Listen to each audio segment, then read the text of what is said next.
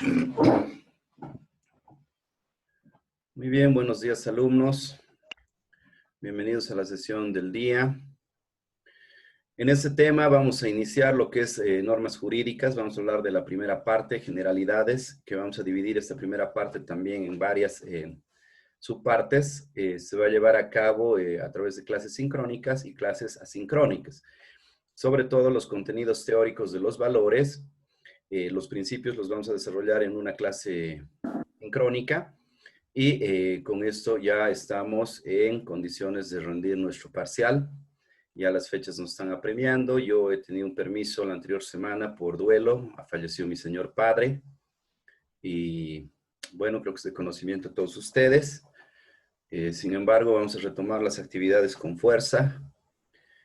Tenemos que proyectarnos hacia adelante. Cuando hablamos de las normas jurídicas, lo primero que surge necesariamente es hablar de un concepto. Nosotros vamos a tomar el concepto de Agustín Esquela Narducci, que nos habla de que las normas jurídicas regulan la conducta de los hombres que viven en sociedad, que provienen de actos de producción normativa que son ejecutados comúnmente por autoridades normativas a las que otras normas jurídicas del respectivo ordenamiento otorgan competencia para la ejecución de tales actos de producción normativo, cuyo cumplimiento además se encuentra garantizado por la legítima posibilidad del uso de la fuerza social, legal y legítimamente organizada, y que por último apuntan a la realización de ciertas aspiraciones de orden, paz y seguridad que los hombres desarrollan en cuanto viven en sociedad. Ahora bien, este concepto que acabo de leerles de Agustín Esquela Narducci va a resaltar 4 aspectos esenciales que nos van a permitir entender a qué nos estamos refiriendo.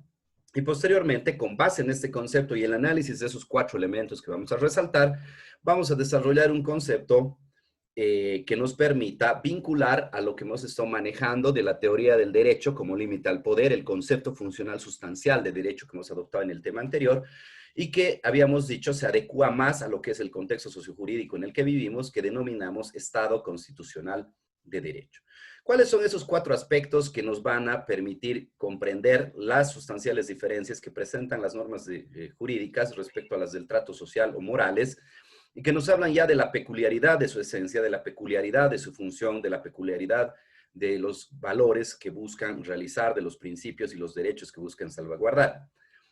En principio, su origen, las aspiraciones que buscan realizar, su característica de autogeneración, es decir, que se autogeneran, y finalmente una nota esencial en la que todos los autores, desde los clásicos hasta los contemporáneos, coinciden, que es la coercibilidad de la que están dotadas estas normas en específico, a diferencia de lo que sucede con el trato social y la moral, que si bien tienen mecanismos que garantizan su cumplimiento, esto eventualmente es una característica de ellas, pero que no llega jamás a convertirse en coercibilidad, que es la nota esencial de las normas jurídicas que hacen visible o más visible al fenómeno jurídico, al fenómeno que llamamos derecho.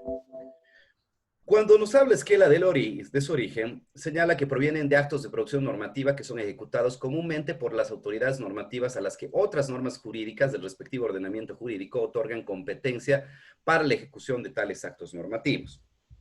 Aquí nosotros tenemos que resaltar lo siguiente.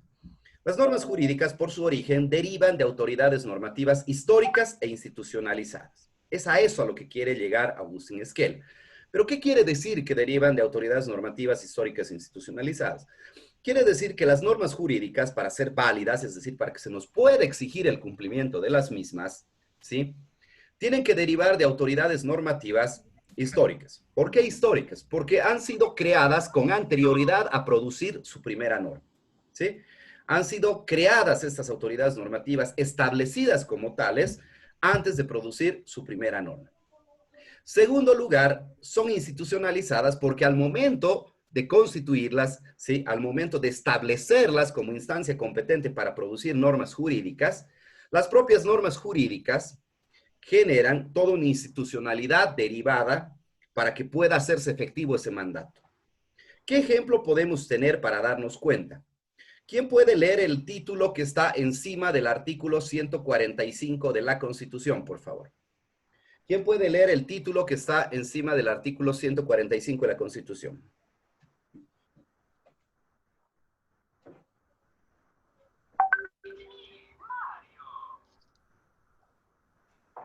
Yo, doctor. Yo, doctor. Muy bien, ¿quién dijo yo primero? Doctor. Nicole. ¿Sí? Ya, Nicole, lea. Doctor, sí, doctor. Ya. Ya, título de segunda parte, estructura y organización funcional del Estado. Título 1, órgano legislativo. Capítulo primero, composición y atribuciones de la Asamblea Legislativa Plurinacional. Muy bien, si ustedes se fijan, la Constitución nuestra es del 2009. Antes del 2009 teníamos otra Constitución que establecía como autoridad normativa, es decir, establecía quién era competente para crear normas jurídicas a nivel nacional, señalaba que era el Poder Legislativo a través del Honorable Congreso Nacional, en sus dos cámaras, diputados y senadores. ¿Qué ha pasado? El 2009 cambiamos de constitución y esta norma jurídica, porque la constitución también es una norma jurídica, un conjunto de normas jurídicas, eventualmente establece como autoridad normativa competente para la producción de leyes nacionales a la Asamblea Legislativa Plurinacional, en sus dos cámaras, diputados y senadores. ¿Qué quiere decir esto? Que antes de que se produzca la ley 001 del Estado Plurinacional de Bolivia, eventualmente nosotros hemos tenido que crear una norma jurídica, constitución, que ha establecido a esa autoridad normativa y por eso le ha hecho una autoridad normativa histórica, es decir, previamente a producir su primera norma ya estaba contemplada, ya se le había asignado esa competencia de producir normas jurídicas. ¿Por qué hablamos de que es institucionalizada? Precisamente por lo mismo, ¿no es cierto? Esta constitución, a la vez que establece quién es competente, nos habla de su composición, de cómo funciona esa institucionalidad. En el caso concreto de Bolivia, la Constitución Política del Estado establece que es el órgano legislativo quien tiene la facultad legislativa, quien tiene la posibilidad de crear leyes, crear normas jurídicas, ¿sí? Pero institucionaliza y establece, ¿no es cierto?, cómo está compuesta por dos cámaras, una composición bicameral, establece que el número de diputados, 130, senadores, 36, 4 por departamento, etc. ¿Sí? A eso se refiere cuando hablamos de que estas autoridades tienen que ser históricas e institucionalizadas. Con relación a las aspiraciones que buscan realizar, es importante señalar que todos nosotros vamos a coincidir en un mínimo ético, en un mínimo moral. Como vamos a ver a continuación, vamos a encontrar nosotros que básicamente, ¿no es cierto?, el derecho, si bien se separa de la moral, esto va a ser una suerte de ficción, porque el derecho va a venir a ser el mínimo moral, el mínimo común moral, el mínimo común ético de un pueblo determinado que se vuelve derecho. Me explico, ¿sí? ¿Qué dice Esquela? Dice, con relación a las aspiraciones que buscan realizar, es importante señalar que estas constituyen el mínimo moral que hace viable una sociedad, por lo que están integradas por los valores supremos, los máximos ideales que una sociedad adopta democráticamente para sí, los principios fundamentales, las líneas rectoras básicas del orden constitucional y los derechos fundamentales y humanos. ¿Sí? Nosotros tenemos que entender básicamente lo siguiente. ¿Quién puede leer el artículo 11? ¿Quién puede leer el artículo 11 de la Constitución? Yo, doctor. Ya, el número 7, por favor. Ya. No, Capítulo tercero. el número 3, por favor. Numeral 3. Ya. Capítulo tercero, Sistema de Gobierno, artículo 11, numeral 3. Comunitaria por medio de elección, designación o nominación de autoridades y representantes por normas y procedimientos propios de las naciones y pueblo indígena, originario, campesinos, entre otros, conforme a la ley. Perdón, me he equivocado. Es el artículo 21. Por favor, mil disculpas. Estoy un poco distraído por... El 21, numeral 3. Por favor. Ya. Mil disculpas. Capítulo tercero, Derechos Civiles y Políticos. Sección 1, Derechos Civiles. Artículo 21. Numeral 3. A la libertad de pensamiento, espiritualidad, religión y culto, expresadas en forma individual o colectiva, tanto en público como en privado con fines lícitos. Muy bien. Yo aquí les pregunto lo siguiente. A ver, ¿quiénes son creyentes? Levanten la mano virtualmente, ya a través de lo que es Zoom. ¿Quiénes son creyentes? Han levantado unos 4, 5, ¿quién más? 6, 7, 13. Muy bien, ¿cuántos estamos? A ver. Están 56 participantes y han levantado 23 la mano, más o menos la mitad. Muy bien. La pregunta es la siguiente. Bajen la mano los que han levantado por ser creyentes.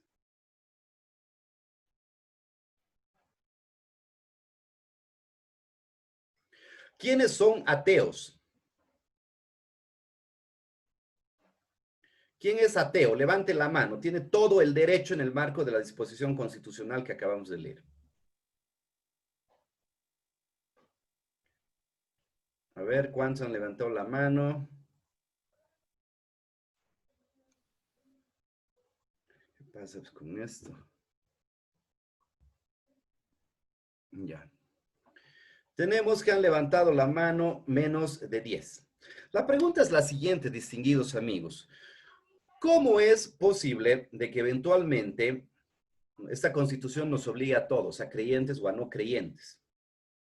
¿Cómo es posible de que esta Constitución eventualmente sea para quienes creen en Dios como para los que no creen en Dios? O por ahí no quiero incidir. ¿Hay alguna persona que cree en Satanás? Desde mi punto de vista de creyente no sería lo más adecuado, pero sin embargo, como abogado, como profesor de derecho, como académico, ¿sí? Y como ser humano es mi obligación respetar esa libertad de culto, ¿sí? ¿Cómo es que podríamos coincidir un creyente, un no creyente y eventualmente uno que cree en otra cosa? Es aquí donde encontramos la esencia de ese núcleo, de ese mínimo común moral que tenemos. Todos nosotros, si bien no coincidimos en nuestras creencias, hemos coincidido básicamente ¿en qué? En que todos creemos en un valor que se debe desarrollar en una sociedad. ¿Cuál es? La libertad. En este caso, concretamente, la libertad de culto, ¿sí? Por lo tanto, nosotros tenemos, ¿no es cierto?, que esa aspiración es la que buscamos realizar a través de las normas jurídicas. Dotar a los seres humanos de la libertad de poder creer o creer en lo que quieran, ¿sí? De ahí que vemos, ¿no es cierto?, que este tipo de aspiraciones son los que buscan realizar a través de los valores supremos. Tenemos que eventualmente van a buscar realizar una serie de principios, como por ejemplo el que queremos nosotros generar una Bolivia, un estado en el cual el órgano judicial no esté sometido al poder político y las decisiones de la justicia sean independientes. Ese es un principio que se llama independencia y coordinación de poderes en el diseño clásico o de órganos en el actual, ¿sí? Donde se plasma, por ejemplo, en el artículo 12 de la Constitución, ¿sí? Pero también queremos coincidir en que vamos a respetar determinados derechos, como el derecho a la vida, 15, parágrafo 1 de la Constitución, ¿sí? Y por lo tanto coincidimos en eso, coincidimos en esto. Obviamente hay márgenes de debate, incluso en el tema del respeto al derecho a la vida. Por ejemplo, el aborto es un tema muy álgido. ¿A partir de qué momento se considera a una persona, un ser humano, como un ente con vida? ¿Sí?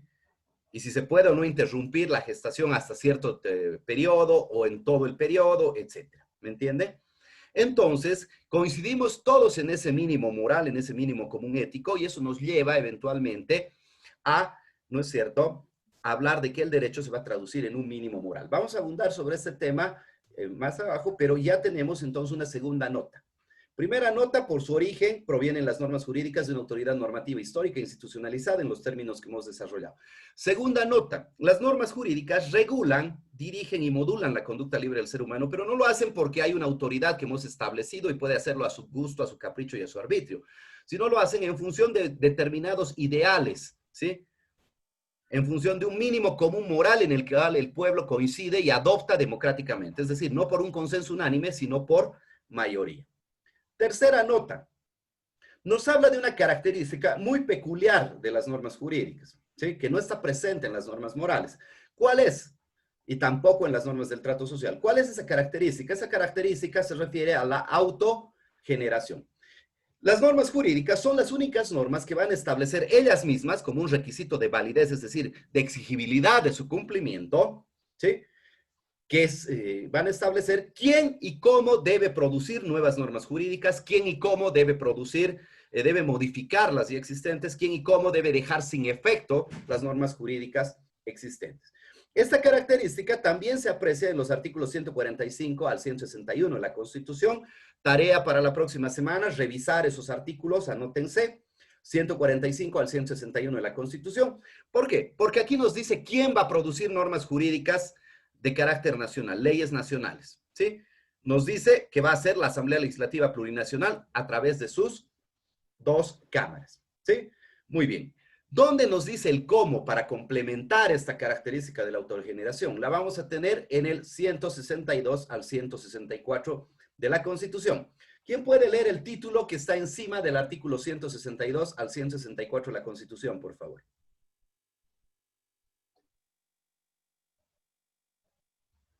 ¿Quién puede leer el título que está encima del artículo 162 de la Constitución? Licenciado. Belinda, por Dice favor. capítulo segundo, procedimiento legislativo. Muy bien. ¿Quién ha leído? Por favor, Belinda, ¿no? Sí, licenciado. Excelente, gracias, Belinda. Tenemos entonces que aquí nos está diciendo cómo ese quién, Asamblea Legislativa Plurinacional, va a producir leyes nacionales, va a producir normas jurídicas. ¿Sí? Aquí se plasma la característica de la autogeneración. En las normas del trato social y en las morales, ustedes van a ver de que no está establecido de manera precisa quién debe producir normas jurídicas, no está establecido de manera precisa cómo debe hacerlo, sino que eventualmente por consensos tácitos derivados de la costumbre, vamos a ir desarrollando determinadas pautas de comportamiento. Pero en el caso de las normas jurídicas, como hemos visto, tienen que provenir de una autoridad normativa competente que las propias normas jurídicas establecen como tal. Y tiene que hacerlo a través de siguiendo un determinado procedimiento sin saltarse un solo paso, porque si no su producto no va a servir. Sucede lo mismo con las leyes departamentales, las leyes municipales, que tienen su propio procedimiento legislativo. Tenemos entonces esta característica que se da a las normas jurídicas. Ahora bien, que tenemos una tareita también, van a revisar los artículos 162 al 164. Algo que quiero hacerles notar, todo articulado de la Constitución que se lea va a ser también parte de la evaluación del parcial. Entonces tienen que ir revisando y no se tienen que descuidar en ese aspecto.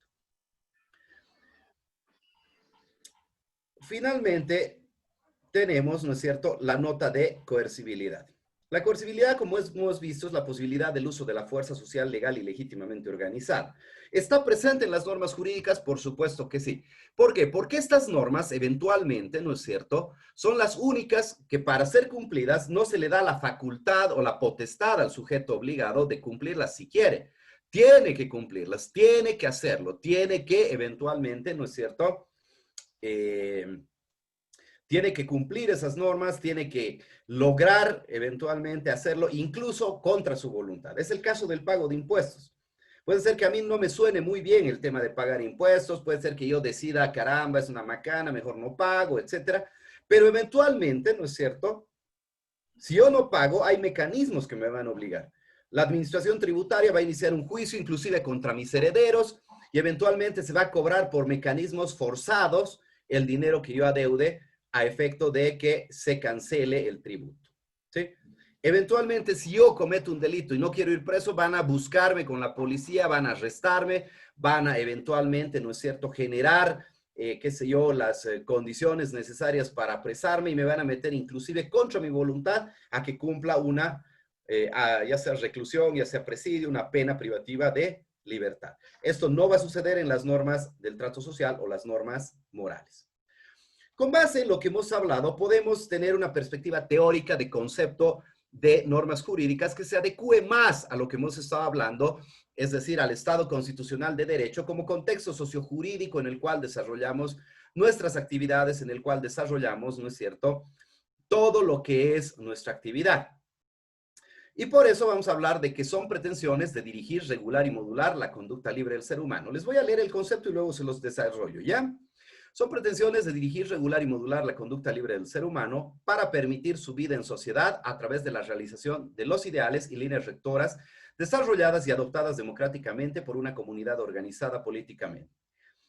que se emiten por las personas o instituciones facultadas previamente para ello y que, para asegurar su observancia, imponen de manera forzada su cumplimiento o, en su defecto, sanciones o consecuencias de tipo negativo al sujeto normativo que las incumple, pero que tienen como límite absoluto el respeto a los derechos humanos y o fundamentales de las personas a las que se dirigen, para evitar que sobre ellas el ejercicio del poder se sobrelimite y resulte arbitrario. Desglosemos el concepto. ¿Por qué son pretensiones? Porque las normas jurídicas, a pesar de ser mandatos coercibles, es decir, que pueden ser susceptibles de cumplimiento obligatorio, en principio solamente se tratan de pretensiones, es decir, de una intención de la autoridad normativa de dirigir, regular y modular nuestra conducta libre como seres humanos. ¿Sí? ¿Para qué? Para permitir la vida en sociedad, es decir, la interacción social humana dentro de ciertos parámetros que la hagan aceptable y que la hagan, ¿no es cierto?, incluso necesaria. Una sociedad en la que reina el caos, una sociedad en la que reina la violencia, etcétera, va a ser una sociedad que no va a tener un contenido, un sentido realmente práctico. Una sociedad en la que el pueblo está oprimido, no tiene libertades, tampoco va a ser un contexto sociojurídico adecuado para el desarrollo de todas nuestras potencialidades. ¿Sí? ¿Para qué dirige, regula esto? Para ese aspecto, permitir la vida en sociedad, pero también para la realización de ciertos ideales. ¿Cuáles son esos ideales? Los valores supremos, es decir, ese mínimo moral que todos coincidimos y que eventualmente se plasma en la Constitución, ya sea de manera implícita, es decir, que se sobreentiende, o de manera explícita, que se da incluso un catálogo. Nuestra Constitución tiene un pequeño catálogo de valores supremos que está en el artículo 8, parágrafo 2 de la Constitución, que también les pido que revisen. También están orientadas a la realización de ciertas líneas rectoras.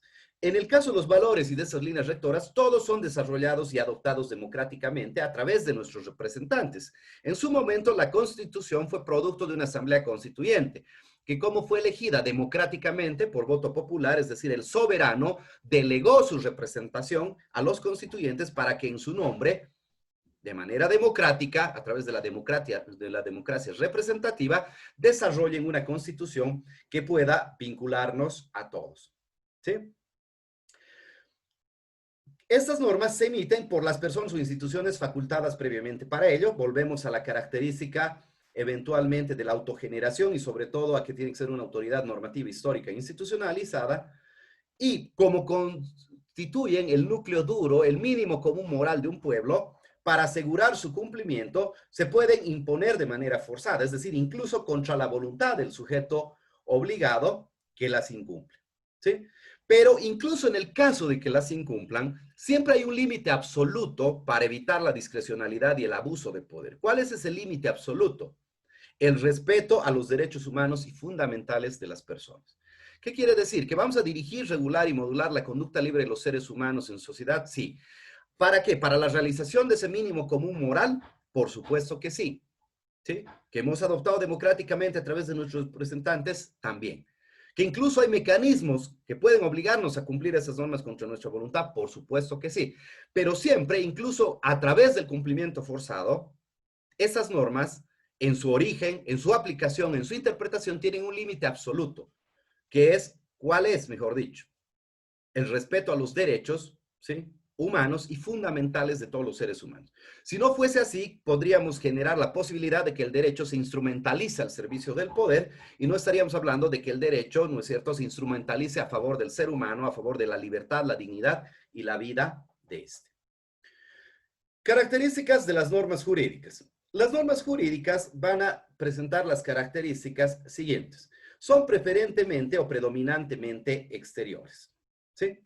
En principio, a las normas jurídicas no les interesa más que lo que haces o dejas de hacer. En materia penal, por ejemplo, hay un aforismo que dice que los pensamientos no se castigan. ¿Sí? En principio, por lo tanto, a las normas jurídicas, ¿qué les interesa? Lo que haces o dejas de hacer y los demás perciben. Por lo tanto, las normas jurídicas, en principio, se dan por cumplidas o incumplidas con lo que tú haces. ¿Sí? Con lo que has hecho o has dejado de hacer y los demás han percibido, es decir, con las conductas efectivamente emitidas o exteriorizadas. Pero, ¿qué sucede posteriormente? Vamos a encontrar que a través de diferentes institutos propios del derecho civil, del derecho penal, en el caso del derecho penal es más claro y como llevan criminología, vamos a ver ese ejemplo. Vamos a ver que, si bien en principio las normas jurídicas son eminentemente exteriores, posteriormente vamos a ver que van a tener una dimensión de interioridad. Veamos esto. ¿Con quién llevan criminología, distinguidos alumnos? Con el doctor Ser. Con el doctor Cernich. Muy bien. ¿Han llevado lo que es el dolo y la culpa? ¿Quién me podría decir qué es dolo, qué es culpa? Obviamente estamos aquí con la lista de su curso y esto es por puntaje, que les voy a ir subiendo a sus prácticas. Muy bien. Camila. El delito doloso es cuando se comete con conciencia y el delito culposo es cuando se comete sin intención ni voluntad de incurrir en un hecho. Muy bien. Muy bien, Camila. Muy bien. Le voy a decir al doctor Sonic que están hechos unos hachas en penal. Muy bien. Me alegra mucho realmente. Bueno, vamos a sintetizar de una manera un poquito más cortita y vamos a hablar de lo siguiente. El dolo, ¿qué implica? Implica que yo conozco que con mi conducta voy a producir un resultado antijurídico, es decir, contra la ley. Y yo, sin embargo, encamino todas mis conductas, todo mi accionar a producir ese resultado que he previsto como posible, que es antijurídico, es contra la ley, y lo ratifico. Es decir, yo busco intencionalmente ese resultado, busco producir un resultado antijurídico. ¿Sí? Ejemplo, yo tengo a mi vecino, no lo quiero y digo, algún día lo voy a atropellar y voy, compro el auto, lo sigo, lo acecho, un día lo veo, sé por dónde es su ruta, lo veo cruzar la C en la calle y eventualmente arranco el auto, lo embisto, ¿sí? Lo atropello, lo repaso, lo vuelvo a pasar, lo vuelvo a repasar, etc. Y quedamos ahí como en el caso del Chavo del 8, que eventualmente, ¿no es cierto?, nos va a generar la situación de que vamos a estar, perdón, permítanme, se está agotando mi batería. Vamos a estar con esta situación de que lo he logrado, le he logrado quitarle la vida, ¿sí? Muy bien. ¿Qué sucede en este caso? Yo me he presentado como posible resultado antijurídico y he encaminado toda mi conducta, todo mi accionar precisamente a producir ese resultado antijurídico. Cuando hablamos de culpa, obviamente esas son nociones muy generales que en derecho penal las van a desglosar de mejor manera. Cuando hablamos de culpa cuando yo me represento el resultado antijurídico como algo posible que puede suceder. Yo no busco ese resultado antijurídico, pero eventualmente actúo de manera negligente, imprudente y eventualmente sí se produce el resultado. Por ejemplo, yo digo, si manejo a muy alta velocidad, puede ser que pierda el control y eventualmente atropelle a alguien. Yo digo, no, caramba, yo soy capo para manejar, ¿sí? Y no quiero matar a nadie, estoy queriendo manejar rápido. Por lo tanto, manejo rápido, pierdo el control y mato a alguien. No tenía la intención de producir el resultado antijurídico, lo había visto como algo posible y mi accionar negligente, imprudente, ha provocado ese resultado antijurídico. ¿Sí? ¿Por qué hablamos de que las normas jurídicas son predominantemente o preferentemente exteriores? Porque en principio la norma jurídica, ¿sí?, le va a interesar solo lo que haces o dejas de hacer y los demás perciben. Pongámonos en el ejemplo de dos compañeros que estuviéramos pasando clases presenciales. Y un día llegamos al aula y encontramos a uno de ellos tendido en un charco de sangre que le han disparado en la cabeza y a otro con un arma todavía humeante en la mano. ¿Sí? En principio, las normas jurídicas solamente les va a interesar que hay una persona fallecida. ¿Sí? Y que aparentemente es producto del accionar del otro compañero que está con el arma. ¿Sí? En principio son exteriores. Nos interesa qué hizo o qué dejó de hacer el compañero que tiene el arma. ¿Sí? Si le disparó o no le disparó. Pero luego, a través del dolo o la culpa, vamos a tener que las normas jurídicas ingresan un análisis de la interioridad. El compañero que está con el arma, ¿tuvo la intención de matar o no? Y aquí el análisis de interioridad decanta, ¿sí?, deriva en una situación bastante diferente en cuanto al tratamiento del compañero que hubiese disparado. Por favor, ¿quién está con micrófono conectado? Les ruego que lo desconecte un minutito para que podamos seguir, ¿ya? En principio tenemos esta situación, ¿sí? ¿Qué es lo que va a suceder? El análisis de interioridad, ¿dónde va a operar? Para determinar si la conducta fue culposa o fue dolosa. Si el compañero que llevó el arma para mostrársela y por alguna situación se disparó, vamos a hablar de una conducta culposa y esto va a derivar en una tipificación penal, en que su conducta se encuadra en un tipo penal que se llama homicidio. Y la pena va a ser de 5 a 20 años. Pero si el compañero que está con el arma eventualmente actuó dolosamente, es decir, quería matar ha comprado la pistola, la ha cargado, lo ha llamado al compañero para matarlo, le ha hecho una emboscada prácticamente, va a ser una conducta dolosa. Y el tipo penal al que se va a encuadrar no va a ser ya homicidio, sino va a ser asesinato. Y la pena va a ser de 30 años, ¿me entienden? Entonces, en principio, las normas jurídicas son eminentemente exteriores, pero luego, por ejemplo, en el caso del derecho penal, a través del dolo y la culpa, ingresan un análisis de la interioridad del sujeto, ¿sí? Y van a ser, por eso, preferentemente o predominantemente exteriores. Predomina su dimensión de exterioridad, pero tienen un componente también de interioridad. Sucede lo mismo, por ejemplo, con el caso del consentimiento expreso tácito que se puede analizar en materia civil y en otras materias también vamos a ver esta dimensión de interioridad.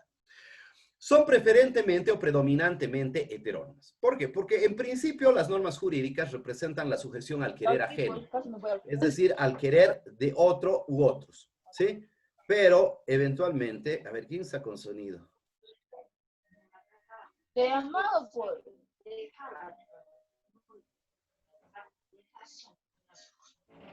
Ya, no puedo localizar. A ver, díganme, chicos, ¿quién es el que está con sonido, que estamos escuchando ese acople? Noelia Barrero, doctor. Ya está, ya le he silenciado. Gracias. Noelia Barrero, doctor. Gracias, chicas, ya le he silenciado. Muy bien.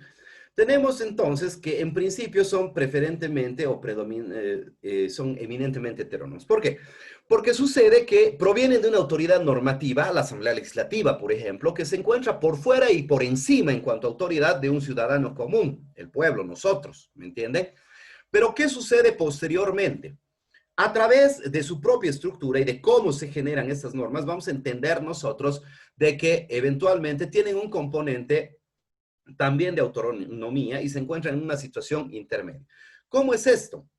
Vamos a encontrar que hay unas excepciones a lo que sería la heteronomía de estas normas en tres órdenes. Primero, la salvedad política o excepción política, la salvedad social o excepción social y la salvedad moral o excepción moral.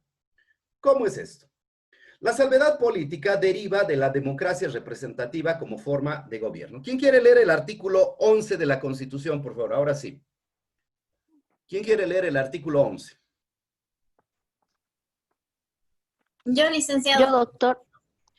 Ya, Nicole, ¿quién dijo primero? Nicole, ¿no?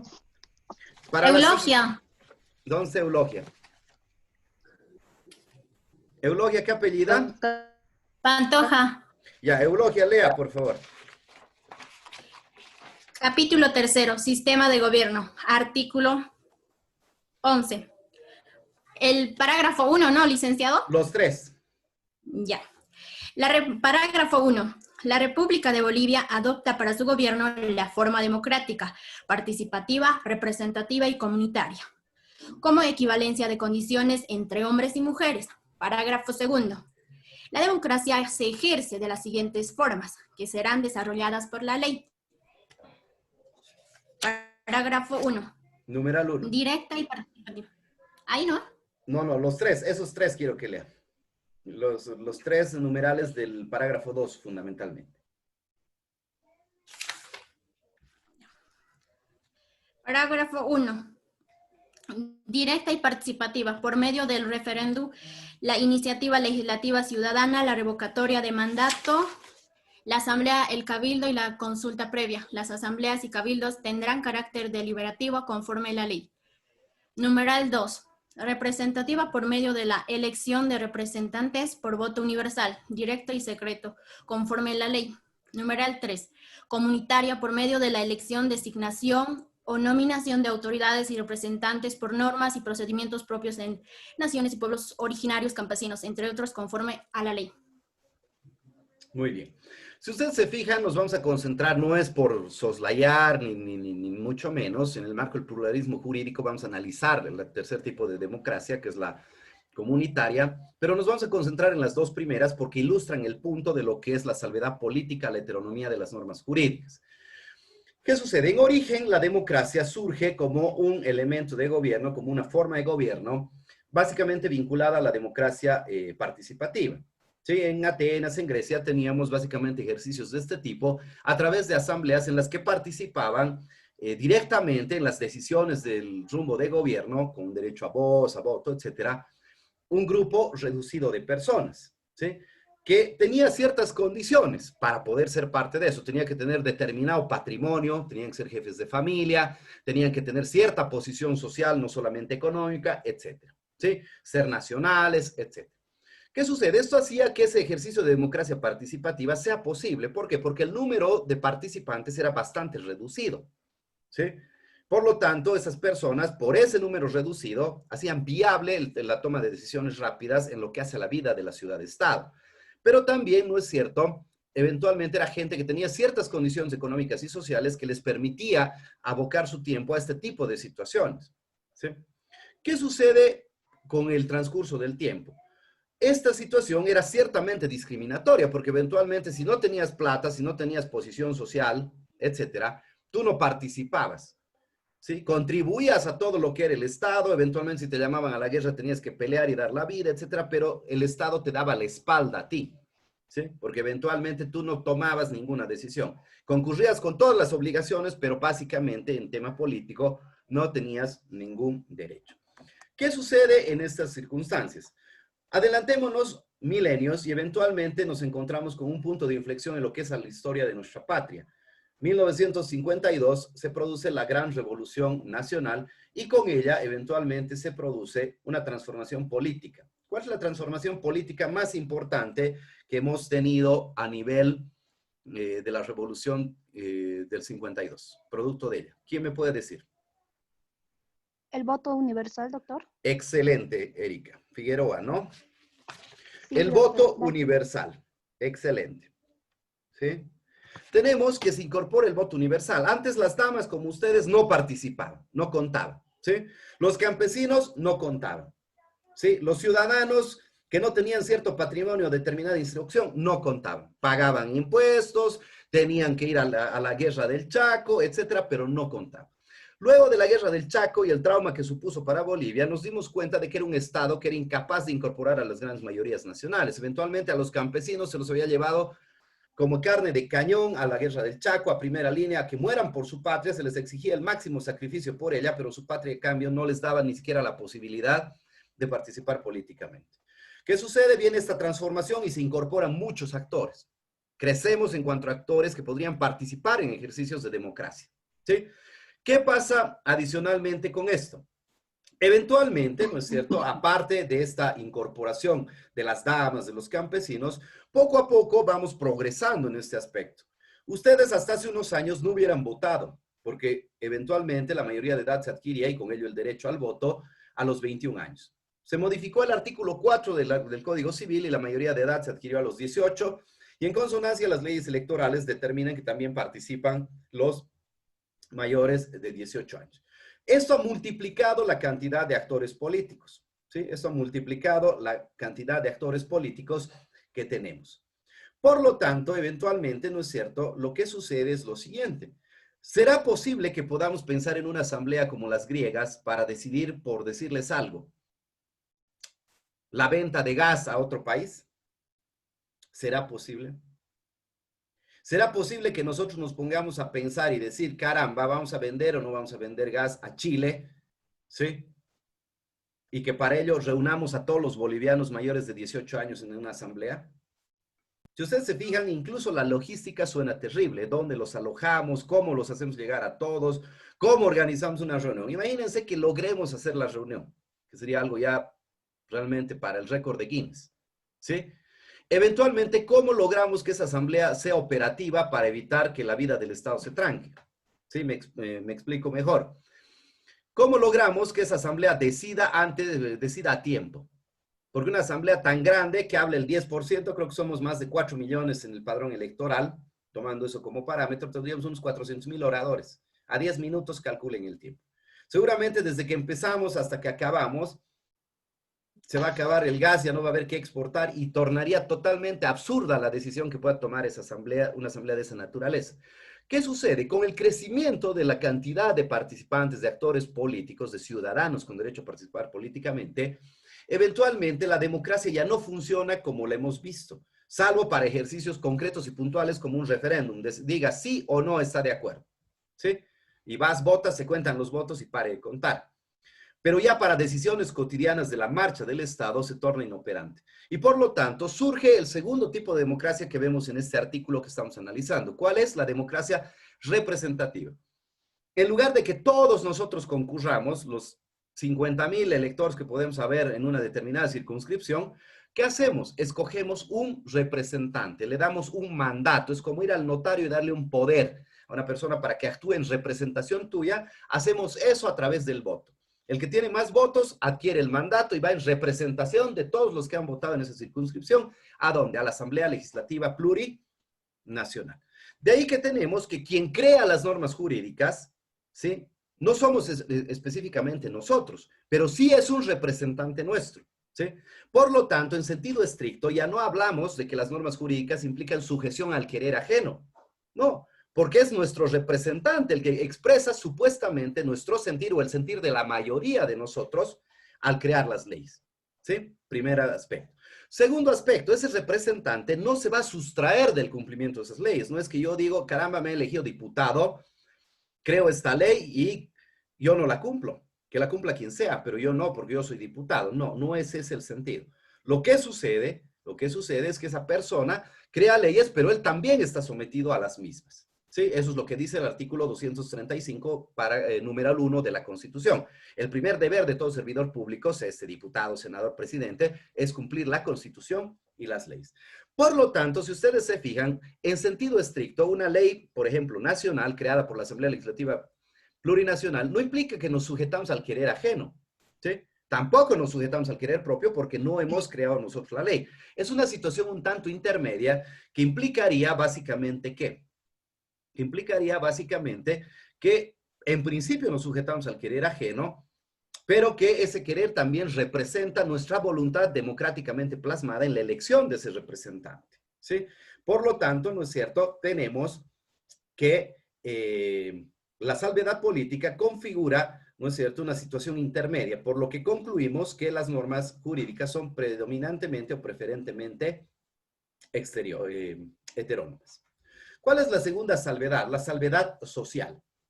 Para entender la salvedad social hay que hablar sobre dos de los tres criterios de valoración de las normas jurídicas que propone Norberto Bobbio. Norberto Bobbio nos propone tres criterios de valoración de las normas jurídicas. Dice, las normas jurídicas se van a guiar para ver si existen realmente, si sirven o no sirven, por tres criterios de valoración. ¿Cuáles son? Justicia, validez y eficacia. La justicia vamos a hablar en el momento en el que hablemos de los valores supremos. Vamos a hablar ahora de validez y eficacia. ¿Qué es la validez? Dice Norberto Bobbio. Validez es que una norma de hecho exista por haber sido emitido por la autoridad competente para hacerlo y por no ser contraria a otras normas del ordenamiento jurídico que sean superiores, ¿sí? Por lo tanto, una ley, por ejemplo, para ser válida, tiene que ser creada por la autoridad normativa competente, ¿sí? Asamblea Legislativa Plurinacional, y no tiene que ser contraria a normas de superior jerarquía. Por ejemplo, no puede establecer la pena de muerte una ley en contra de la Constitución que reconoce el derecho a la vida, ¿sí? ¿Qué es la eficacia? La eficacia, dice Norberto Bobbio, está dada porque las normas van a ir dirigidas a un determinado grupo de personas o a una persona, etc. Y la eficacia, por lo tanto, está dada porque las personas a las que va dirigida la norma, de hecho, la cumplan, ¿sí? ¿Qué ejemplo podemos tener de una norma que es válida pero no eficaz? Si ustedes se fijan, antes por la Man Césped, por esa zona, están los ropavejeros, la gente que vende ropa americana usada, ¿sí? ¿Qué sucede? Hay normas que han sido creadas por la autoridad competente para hacerlo, que establecen que la importación y comercialización de prendería americana usada es una figura que está al margen de la ley, ¿sí? Por lo tanto, tenemos una norma válida, pero las personas a las que va dirigida, es decir, a quienes comercializan, importan clandestinamente estas ropas, no la cumplen. Por lo tanto, tenemos que es una norma válida, pero no es eficaz, ¿sí? La salvedad social proviene de la eficacia. ¿Por qué? Porque si se dan cuenta, al final de todo, ¿por qué una norma jurídica existe? Porque hay ciudadanos que en la mayoría de los casos estamos dispuestos a cumplirla, ¿sí? Pero si la mayoría de los ciudadanos no la cumplimos, esta norma que es válida, que existe en papel, que existe en letras, no llega a ser eficaz porque no tiene ninguna relevancia o trascendencia social, como es el caso de la ropa americana. Ahora bien, la salvedad social se da porque eventualmente, a través de la eficacia, lo que le da la vida, ¿sí?, a una norma es la voluntad de la mayoría de los ciudadanos de cumplir. Si es que esta voluntad está ausente, la norma existe en papeles, pero no existe en la realidad, porque no se aplica. De ahí que Norberto Bobbio y Agustín Esquela reflexionan y dicen, las normas jurídicas en principio son heterónomas porque implican sujeción al querer ajeno, sí, pero también al ser el ser humano, las personas a las que va dirigida, quienes le dan eficacia o no, implica también una dimensión de autonomía, porque son ellos los que voluntariamente, a través de consensos tácitos, determinan, ¿no es cierto?, si se va a cumplir o no se va a cumplir la norma. Si la mayoría tácitamente la cumple sin hacer ninguna observación, la norma existe. Y si no, la mayoría no la cumple, la norma existe en papeles, pero no existe en la realidad.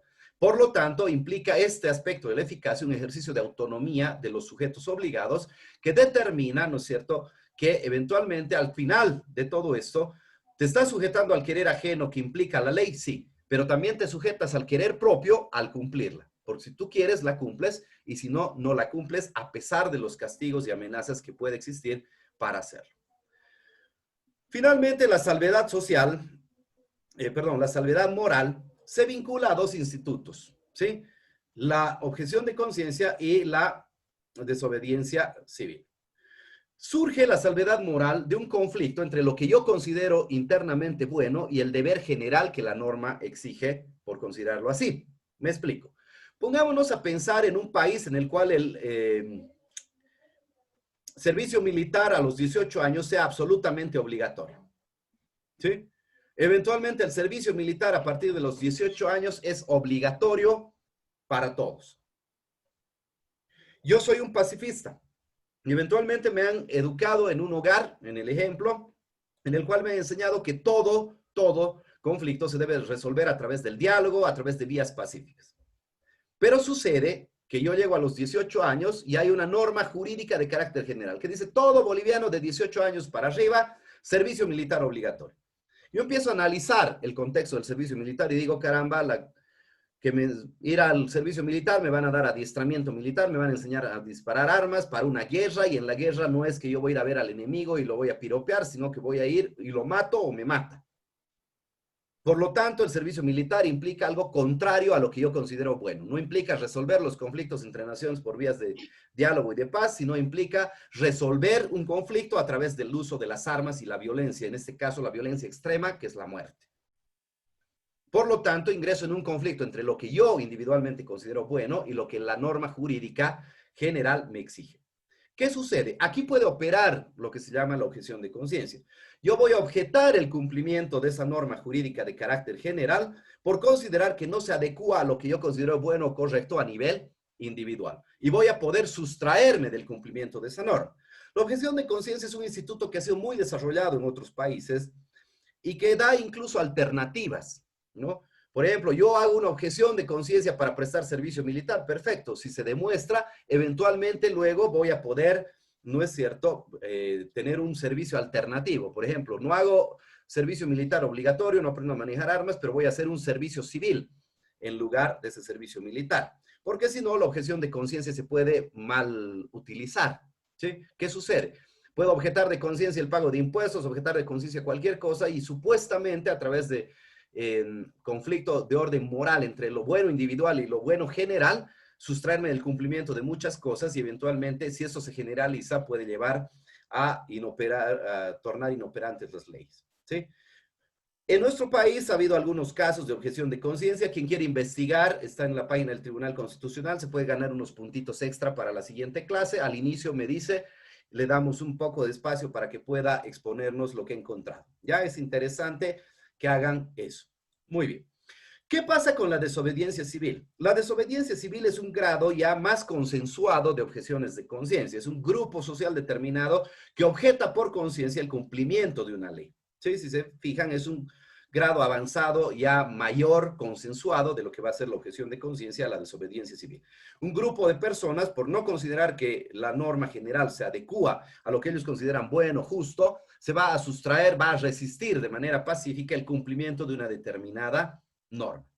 En ambos casos vamos a ver que hay un ejercicio de autonomía, sí. Porque ya sea el objetor de conciencia a nivel individual o los desobedientes civiles a nivel colectivo, vamos a ver que al fin de cuentas se sujetan a su propio querer y no al querer ajeno de la autoridad normativa. ¿Sí? Y por lo tanto tenemos que configura también una excepción a lo que es la heteronomía pura de las normas jurídicas. Las normas jurídicas, como tercera característica, son esencialmente bilaterales. ¿Por qué? Porque esas normas, ¿no es cierto?, establecen deberes no con uno mismo, sino con los demás. Y aquí, en el caso de las normas jurídicas, vamos a encontrar que establecen deberes con los demás, ¿sí?, pero deberes fuertes. Es decir, que el sujeto activo puede exigirme, incluso obligarme con medios de fuerza a cumplir el deber que la norma jurídica me impone. ¿Sí? Vamos a encontrar que eventualmente puede exigirme, puede obligarme a cumplir el deber jurídico que la norma impone, ¿no? Entonces vamos a tener esa situación. Estoy en clases, por favor, llámeme más tardecito. Vamos a tener esa situación en la cual van a ser esencialmente bilaterales las normas jurídicas. ¿Qué implica esto? Implica que las normas jurídicas son bilaterales puras. ¿Por qué? Porque al mismo tiempo que imponen un deber al sujeto pasivo, ¿sí?, y que se tiene que cumplirlo, le atribuyen la facultad al sujeto activo de exigir el cumplimiento de ese deber en sentido absolutamente fuerte, en sentido totalmente fuerte, ¿sí? Es decir, le van a atribuir la facultad de exigir el cumplimiento del deber a través de medios coercibles, utilizando la fuerza, incluso en caso de que el sujeto pasivo no quiera cumplir. Esto se basa en una característica que tienen las normas jurídicas, que es la alteridad, que es una condición de ser, haber o existir otro que te va a exigir que cumplas el deber que la norma jurídica te impone. Finalmente, son coercibles. ¿Por qué? Esa es una nota esencial del derecho, porque eventualmente, ¿no es cierto?, las normas jurídicas son las únicas normas que eventualmente van a estar respaldadas para el cumplimiento de sus mandatos, de sus prohibiciones, por la posibilidad del uso de la fuerza social, legal y legítimamente organizada. Y también van a estar respaldadas por ese mismo aspecto, ¿sí?, por ese mismo aspecto para la aplicación de la sanción negativa derivada de su incumplimiento, ¿sí? Por ejemplo, ¿no es cierto?, las normas jurídicas están respaldadas por la coercibilidad para lograr que yo no robe, ¿sí?, por la posibilidad del uso de la fuerza para que yo me abstenga de entrar a un banco con mi pistola y asaltar. Pero van a estar respaldadas también por ese mismo elemento para lograr que yo cumpla la sanción privativa de libertad derivada de su incumplimiento, ¿sí? Si yo no quiero ir preso y me resisto a ingresar detenido, eventualmente las normas jurídicas van a prever que me pueden hacer ingresar a la privación de libertad a través del uso de la fuerza social, legal y legítimamente organizada. Nosotros, en este contexto, tenemos que entender que el derecho está muy próximo a la arbitrariedad y a la vez se aleja. ¿Cómo es esto? Nosotros tenemos que entender de que en origen el derecho se imponía por la fuerza, ¿sí? Existía lo que se llamaba el derecho de la fuerza. ¿Qué implicaba esto? Que el más fuerte tenía derechos por sobre los demás, por encima de los demás, ¿sí? Si uno era más fuerte, imponía su voluntad a los demás, ¿sí? Pero esto generaba un conflicto permanente que no permitía el avance de la sociedad, ¿sí? Eventualmente, estábamos sujetos a la voluntad del gobernante, que podía ser un déspota y reaccionar de diferente manera ante situaciones iguales, dependiendo del afecto, desafecto, del humor, del mal humor, etc. ¿Sí? Esto eventualmente, ¿no es cierto?, llevaba a que el déspota resolvía caso por caso y según las circunstancias de personas, de tiempo, de estados, de sentimiento. ¿Ya? Eventualmente, ¿no es cierto?, no había ninguna regla para que estas situaciones se puedan resolver, ¿no? Por ello, los conceptos básicos como derecho a la libertad, vida, salud, dignidad, etcétera, orden, seguridad, eran producto de la arbitrariedad, ¿sí? Esos conceptos no tenían un contenido claro y eventualmente estaban sujetos a la subjetividad del que administraba justicia, del que gobernaba, ¿sí? Con el advenimiento del Estado constitucional democrático de derecho, el reconocimiento de los derechos a las personas, hemos empezado a limitar esa arbitrariedad. Y es lo que hoy nos parece lo más natural, ¿sí? Nosotros sabemos que eventualmente una persona que ha robado, que ha asesinado o algo, por más que hubiese asesinado, por más que hubiese robado, eventualmente, hasta que no se le demuestre que ha sido así, lo consideramos inocente. Eventualmente se lo somete a un proceso previo, al debido proceso legal, en el que se le garantizan sus derechos, en el que se le garantizan determinados aspectos. E incluso cuando ha sido condenado, se le garantizan sus derechos. No es que va a ir a la cárcel y ahí, qué sé yo, no debería ser, por lo menos, que va a ir a la cárcel, va a estar preso en condiciones infrahumanas, etc. ¿Sí? Pero esto es producto ¿de qué? De que nosotros podemos optar porque el derecho sea un instrumento de libertad, ¿sí? O podemos optar porque el derecho sea un instrumento al servicio del poder, ¿sí? El derecho puede optar por dos grandes posibilidades. Ser un instrumento de dominación, es decir, cuando el poder lo instrumentaliza y te van a decir, no es que yo te estoy fusilando, te estoy encarcelando porque yo quiero, sino es la ley la que dice eso, ¿sí? Y aquí estamos claramente ante normas que a veces se instrumentalizan por el poder político para lograr sus fines políticos a través del derecho.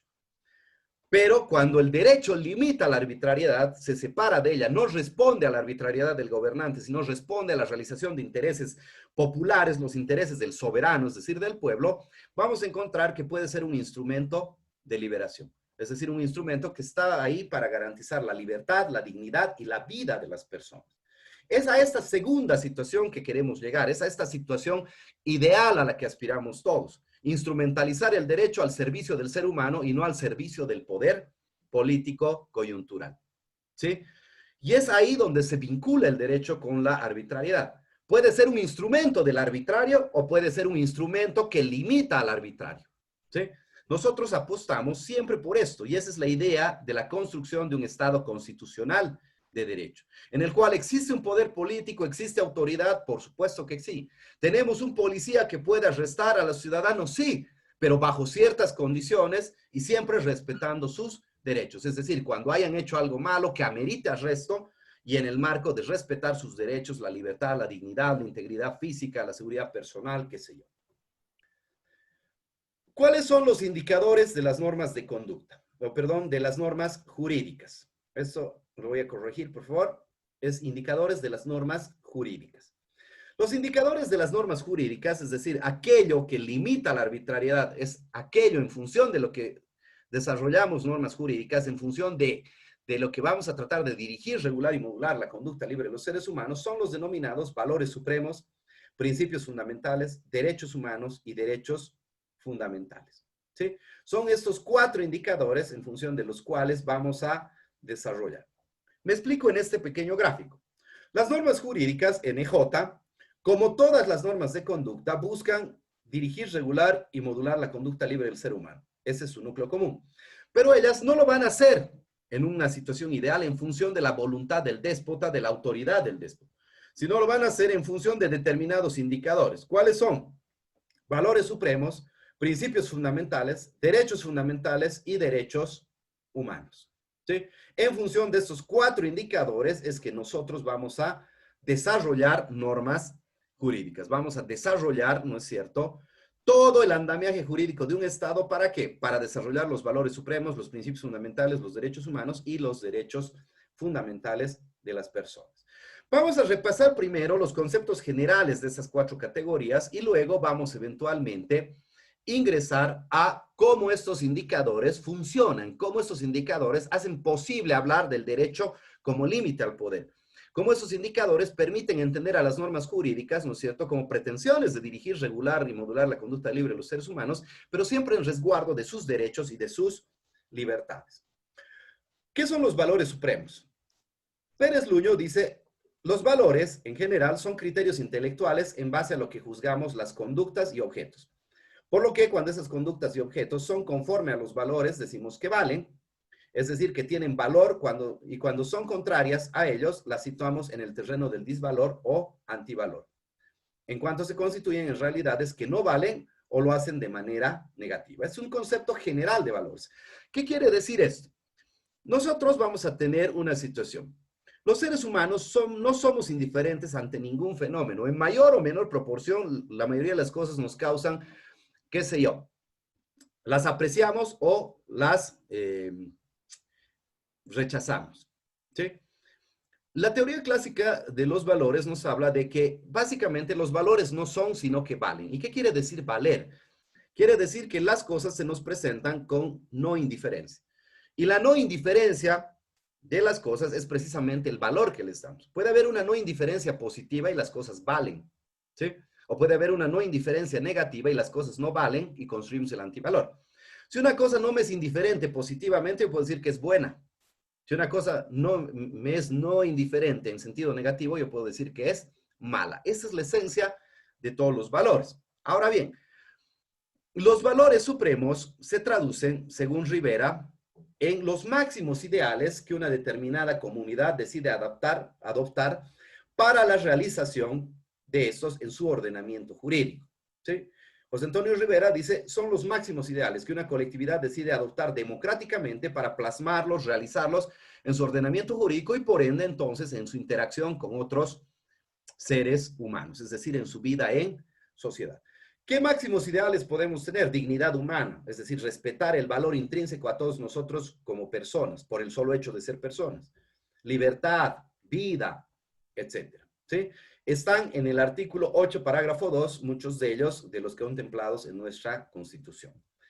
¿Cuáles son las características de los valores supremos? Son construcciones democráticas que recoge el legislador constituyente y por lo tanto le dan contenido a la función de legitimidad de la Constitución política, ¿sí? Porque generan en los destinatarios de las decisiones derivadas del poder político el convencimiento de que las decisiones adoptadas en función del respeto de sus valores, ¿sí?, son las más adecuadas y eventualmente son las orientadas a lograr una convivencia social en los parámetros que la mayoría desea. Por ejemplo, una decisión, una ley que vaya a promulgar o a promocionar el respeto a la dignidad humana, va a ser una ley que vamos a considerar más legítima que una que no lo haga, ¿me entiende? Y obviamente va a vincularnos más el hecho de que esta norma eventualmente respete aquello en lo que la mayoría creemos. Una segunda característica es que el legislador constituyente es la autoridad normativa que elabora la Constitución. Por lo tanto, es quien detenta el poder constituyente y a través del ejercicio representativo que implica, va a ser quien rescate los valores que a la mayoría del pueblo le interesan. Los valores supremos son inherentes al Estado constitucional y democrático de derecho, ¿sí? Por lo tanto, son necesarios para mantener ese contexto sociojurídico en el que vivimos, ¿sí? Obviamente que sí. Y su respeto también, porque de nada sirve tenerlos si no los vamos a respetar. De nada serviría consagrar el respeto a la dignidad humana, por ejemplo, como un valor supremo, si eventualmente nadie las respeta y tenemos normas contrarias a ello, ¿sí? En Bolivia, como les decía, se encuentran en el artículo 8. En el 8, parágrafo 1, van a encontrar los principios ético-morales del Estado plurinacional y en el 8, parágrafo 2, van a encontrar ustedes todo lo que es el catálogo de valores supremos vinculados al diseño clásico con incorporación de algunos vinculados a nuestro contexto de pluralismo jurídico. ¿Qué son los principios fundamentales? Rivera dice, las normas más fundamentales y generales del sistema constitucional tienen por objeto la determinación de los rasgos esenciales o definitorios del sistema político. Determinan en tal sentido el titular del poder, la modalidad de su ejercicio, los fines él asignados, así como la máxima jerarquía de la Constitución. En conjunto vienen a configurar ontológicamente la identidad de la Constitución. Los principios fundamentales, a diferencia de los valores supremos, son líneas rectoras y que vamos a ver se concretan de manera efectiva e inmediata en lo que es el diseño de Estado y sobre todo en la forma de ejercicio y distribución del poder. Los valores supremos, como la dignidad humana, por ejemplo, tienen un alto contenido teórico y sus límites a veces resultan un tanto discutibles y difusos, ¿sí? Aunque hay consensos generalizados respecto a la mayoría de ellos, ¿sí? Pero no absolutos. En cambio, los principios fundamentales como líneas rectoras se plasman de manera mucho más efectiva en lo que es el diseño y la propia consolidación de la institucionalidad jurídica en cuanto al ejercicio y distribución del poder, ¿sí? En Bolivia, por ejemplo, tenemos un principio. El artículo 7 nos habla del principio de soberanía popular, ¿sí? El artículo 12 nos habla, por ejemplo, del principio de separación de funciones. ¿Quién quiere leer el artículo 12, por favor, de la Constitución? Yo, doctor. Eulogia, ¿quién ha dicho primero? Yo, doctor. Ya, Eulogia, lea. Ya. Artículo 12, ¿no? Sí. Parágrafo 1. El Estado se organiza y estructura su poder público a través de los órganos legislativo, ejecutivo, judicial y electoral. La organización del Estado está fundamentada en la independencia, separación, coordinación y cooperación de los órganos. Parágrafo 2. Son funciones estatales la de control, la de defensa de la sociedad y la de defensa de Estado. Parágrafo 3. Las funciones de los órganos públicos no pueden ser reunidas en un solo órgano ni son delegables entre sí. Muy bien. Si usted se fija en el parágrafo 1, tenemos básicamente al principio fundamental que se denomina clásicamente separación de poderes, ¿sí? O actualmente separación de órganos o funciones. ¿Qué sucede? Esta es una línea rectora, sí. ¿Tiene una aplicación inmediata en lo que es el diseño constitucional, el diseño constitucional del Estado boliviano? Por supuesto que sí. Ustedes saben, ¿no es cierto?, de que a partir de este principio fundamental que está en la Constitución, eventualmente tenemos que nuestro Estado tiene 4 funciones principales. Función legislativa, ¿sí?, a cargo del órgano legislativo. Función ejecutiva, a cargo del órgano ejecutivo, gestión de gobierno, poder reglamentario. Función judicial, administrar justicia a cargo del órgano judicial. Y función electoral, es decir, administrar los procesos democráticos, ¿sí?, a través del órgano electoral. Si ustedes se fijan, básicamente este principio no está en discusión en cuanto a su contenido. Obviamente en la práctica eso sí es diferente, y nos habla básicamente de que esas 4 funciones tienen que estar en manos de diferentes personas, diferentes grupos de personas, y que no pueden ser reunidas en una sola persona o en un solo grupo de personas, sino que tienen que ser distribuidas entre todas ellas. Y que eventualmente entre ellos tienen que limitarse, ¿sí?, no tienen que invadir las competencias de otro órgano, y también tienen que autocontrolarse para no invadir las competencias de otro órgano. No tienen que dejar que otro invada, no tienen que invadir ellos, ¿sí?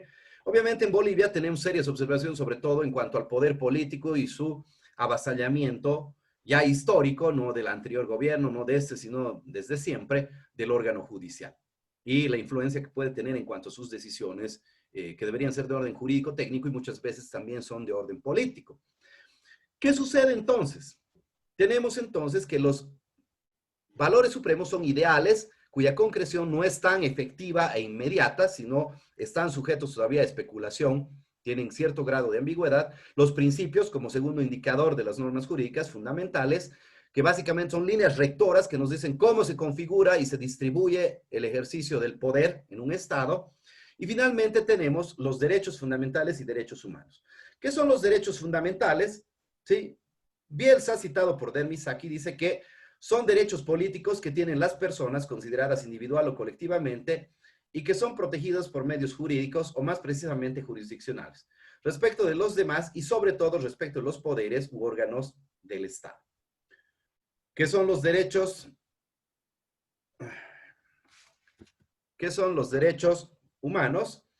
Dice Foundes, son prerrogativas que conforme al derecho internacional tiene todo individuo frente a los órganos de poder para preservar su dignidad como ser humano y cuya función es excluir la interferencia del Estado en áreas específicas de la vida individual o asegurar la prestación de determinados servicios por parte del Estado para satisfacer sus necesidades básicas y que reflejan las exigencias fundamentales que cada ser humano puede formular a la sociedad de que forma parte. Nosotros vamos a dejar solamente el concepto aquí y vamos a pasar ya a la función que cumplen ellos. ¿Por qué? Porque eventualmente cuando hablemos de derechos humanos y derechos fundamentales, en mi criterio, y es una propuesta teórica que yo les hago, en el caso boliviano, en virtud al 410, parágrafo 2, bloque de constitucionalidad, y al principio pro homines reconocido en el 256 de la Constitución, vamos a encontrar que básicamente, en el caso de la Constitución boliviana desde el 2009, ya la distinción clásica entre derechos humanos y derechos fundamentales va cediendo terreno poco a poco, eventualmente, a la idea de que en el caso boliviano son lo mismo. Son 2 nomenclaturas que se utilizan para hablar de derechos que al fin de cuentas coinciden en la protección del mismo bien jurídico y coinciden en su positivación constitucional ya sea por vía del bloque de constitucionalidad e incluso en su aplicación preferente por el principio de Provine. Pero eso lo vamos a ver en su momento cuando hablemos de derechos humanos y derechos fundamentales. Si alguno tiene alguna duda, me consulta al concluir, pero pueden ir avanzando esto cuando hable, revisando el texto que les he colgado en lo relativo a derechos humanos y derechos fundamentales. Ahí está la propuesta teórica. Por una cuestión de orden, todavía no me estoy refiriendo a ella, pero ya tenemos estas categorizaciones. ¿Ya? Les hablaba de que el derecho es el mínimo moral, esto lo hemos desglosado al principio, nos hemos adelantado un poco, pero reiteremos, es un mínimo moral, ¿por qué? Porque es el mínimo moral en el que todos vamos a coincidir. Yo les citaba el ejemplo de los creyentes, no creyentes y incluso el satánico. ¿Cuál es el mínimo moral en el que todos coincidimos? ¿En que todos tenemos que creer en Dios? ¿En que todos no tenemos que creer o en que todos tenemos que creer en Satanás? Ninguno de los tres. Libertad. Exactamente. El mínimo moral es libertad. Y eso es lo que hemos plasmado en la Constitución en el artículo 21. ¿Sí? Cuando hemos señalado que hay libertad de pensamiento, de culto, de religiosidad, de espiritualidad, hemos pensado en ese mínimo común. El derecho es eso, chicos. Es el mínimo moral común que tenemos todos nosotros, que lo volvemos ley para que sea obligatorio para todos. ¿Sí? Y para que pueda ser un mínimo común moral, tiene que rescatar la esencia de lo que tenemos en común, como en el ejemplo, los que creemos, los que no creemos, o el que creen el ser oscuro. ¿Sí? Si ustedes se dan cuenta, esa es la esencia del derecho contemporáneamente. Un mínimo común moral que volvemos ley y que por lo tanto lo volvemos obligatorio para todos. Y para que pueda ser exigible y obligatorio para todos, necesariamente tiene que ser una coincidencia, ¿sí?, por lo menos mínima, de las mayorías. Tenemos entonces ya esta idea del mínimo común moral y ahora vamos a hablar de las tres funciones que cumplen los indicadores de las normas de conducta. Las normas de conducta van a cumplir tres funciones que son sumamente importantes, porque solamente cuando estas tres funciones se cumplen a cabalidad por los valores supremos, por los principios fundamentales, derechos fundamentales y derechos humanos, un Estado puede preciarse de ser verdaderamente un Estado constitucional de derecho, y eso puede garantizar la libertad, la dignidad y la vida de los seres humanos que en él habitan, ¿sí?, de los habitantes y estantes de ese determinado Estado. ¿Cuáles son esas tres funciones? La primera es la fundamentadora, la segunda es la función orientadora y la tercera es la función crítica. Desglosemos primero a qué se refiere cada función y luego les voy a explicar en el gráfico con un ejemplo. ¿Por qué hablamos de función fundamentadora? Hablamos de función fundamentadora porque los indicadores de las normas jurídicas se constituyen en el fundamento, el cimiento, la base de desarrollo de las disposiciones constitucionales, así como de las demás normas infraconstitucionales, es decir, de las secundarias u ordinarias que integran el ordenamiento jurídico de un Estado y por ello también de las instituciones que en cumplimiento de todas ellas se crean. Por favor, ¿quién está con el micrófono prendido? Necesitamos un poquito de silencio, a ver. ¿Ya? Muy bien. Perfecto. Segunda función. La función orientadora. ¿Por qué? En esta función orientadora, las normas jurídicas, ¿sí?, van a tomar como guía para ver a dónde queremos llegar, a los valores supremos, a los principios fundamentales, a los derechos humanos y fundamentales. En la primera función, en la fundamentadora, toman como base de desarrollo esos valores, esos principios y esos derechos para crear normas jurídicas. En esta función ya empezamos a analizar, ¿creamos normas jurídicas? Sí. ¿Para qué? Para llegar a una situación meta, a un norte que nos hemos trazado como sociedad, a un norte en el cual se respeten esos derechos, se respeten esos valores, se respeten esos principios, ¿sí? Esa es la segunda función, la función orientadora. Esta se efectiviza porque orientan al sistema jurídico para ser el medio por el cual la sociedad en la que se aplica procura materializar esos ideales, valores supremos, esos principios rectores, principios fundamentales, y esos derechos fundamentales y humanos que el ordenamiento jurídico reconoce. Por lo tanto, se constituye en la aspiración democrática de una realidad social acorde a esos valores, acorde a sus principios y acorde a sus derechos, en la cual se respete la separación de funciones, en la cual se respete el derecho a la vida, en la cual se respete la dignidad humana, etc. Finalmente, la función crítica. Es la tercera función que nos va a permitir pensar de la siguiente manera. Esta norma jurídica que se ha desarrollado con base en estos valores, principios y derechos, ¿nos está llevando hacia donde queremos llegar?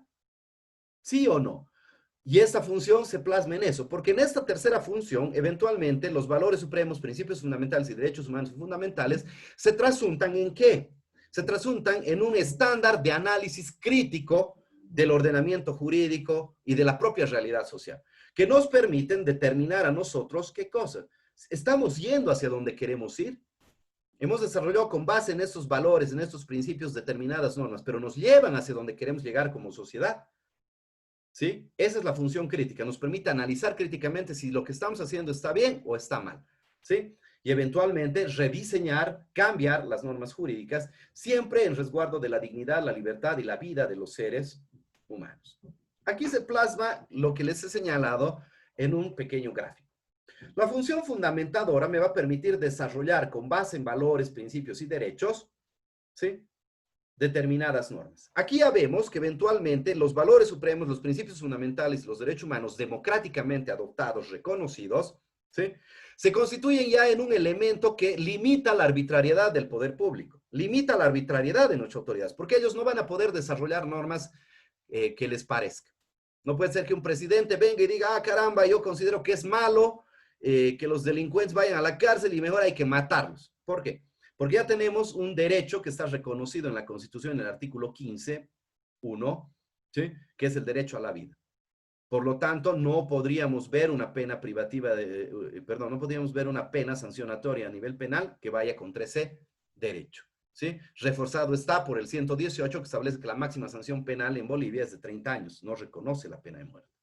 Entonces, con base en esos valores, en esos principios, vamos a tener que se van a desarrollar las normas jurídicas de nuestro ordenamiento jurídico. ¿Pero para qué hacemos normas jurídicas? ¿Porque sí? No.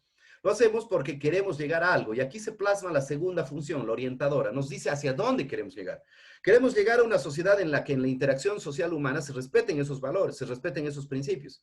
Quisiéramos llegar a una sociedad en la cual el órgano judicial sea realmente independiente de las decisiones políticas. Yo me animo a decir que la mayoría quisiera eso, porque eso nos dotaría de certeza, de certidumbre de qué es lo que va a pasar bajo ciertas circunstancias cuando nosotros eventualmente, ¿no es cierto?, nos encontramos en una causa penal o sometidos a un proceso nosotros mismos, Dios quiera que nunca sea así, y eventualmente, ¿no es cierto?, tenemos certeza de que la decisión no va a ser porque mi contrincante tiene poder político, le van a dar la razón, o porque yo lo tengo, me van a dar a mí, sino porque realmente es una decisión técnica y justa. ¿Dónde se plasma la función crítica? Se plasma en que nosotros vamos a analizar usando los valores supremos, los principios fundamentales, y esta es nuestra idea de hacia dónde nos deben llevar, ¿sí?, para ver si efectivamente nos están llevando a donde queremos ir, seguimos aplicando la norma tal cual es. Pero si vemos que no es así, tenemos que volver a desarrollar la norma fundamentándola nuevamente en esos valores supremos, principios fundamentales y derechos humanos. Un ejemplo, por decirles algo. Ley contra el racismo y toda forma de discriminación. ¿En qué valor se podría sustentar? Dignidad humana, igualdad, ¿sí? ¿Hacia dónde nos quiere llevar? Hacia una sociedad en la cual no haya discriminación por razón de piel, situación económica, religión, política, etc. ¿Nosotros vamos a analizar críticamente esta norma? Sí. Vamos a determinar, ¿nos está llevando a donde queremos ir? ¿Sí o no?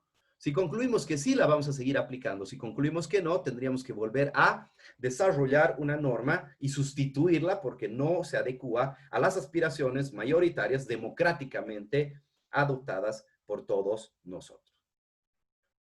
Muy bien, con eso concluimos la sesión de hoy día. Paso ya a la ronda de preguntas y respuestas, aclaraciones. Por favor, distinguidos alumnos, tienen ustedes el micrófono, tienen la posibilidad de hacer cualquier consulta. Vamos a hablar de los temas vinculados, evaluaciones y todo a través de sus representantes, porque esta clase la estoy grabando y la voy a subir al canal de YouTube para que la puedan ver también otros cursos o ustedes repasar. Entonces, por eso quisiera que nos aboquemos en este aspecto a las preguntas y respuestas si es que hay alguna aclaración. ¿Alguna duda? ¿Alguna aclaración?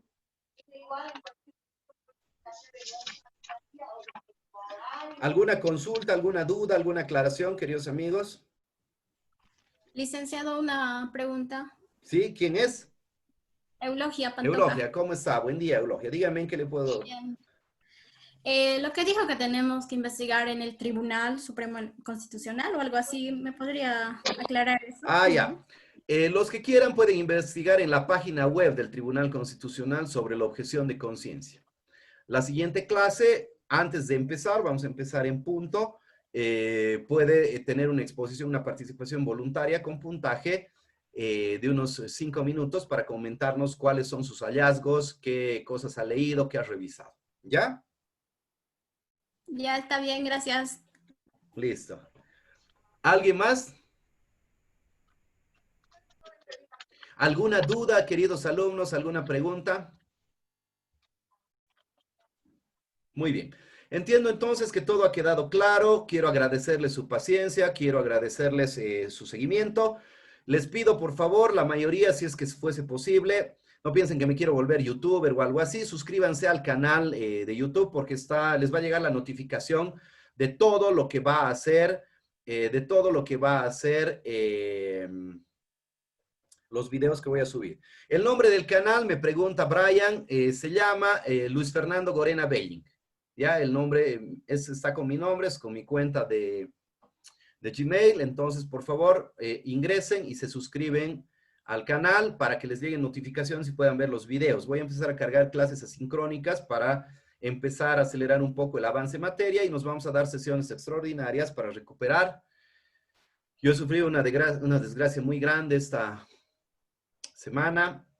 Bueno, estaba con permiso, les ruego que comprendan eso y estaré pendiente de ustedes para cualquier aspecto. Ya, por favor, quedamos en eso entonces, que estén bien, bendiciones para todos ustedes, tengan un lindo día, unos lindos días, cuídense mucho. Ya, si no hay ninguna consulta, concluimos en este momento.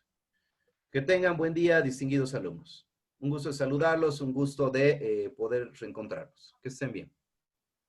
Hasta luego, distinguidos alumnos. Hasta luego, doctor. Hasta luego, doctor. Gracias. Hasta luego.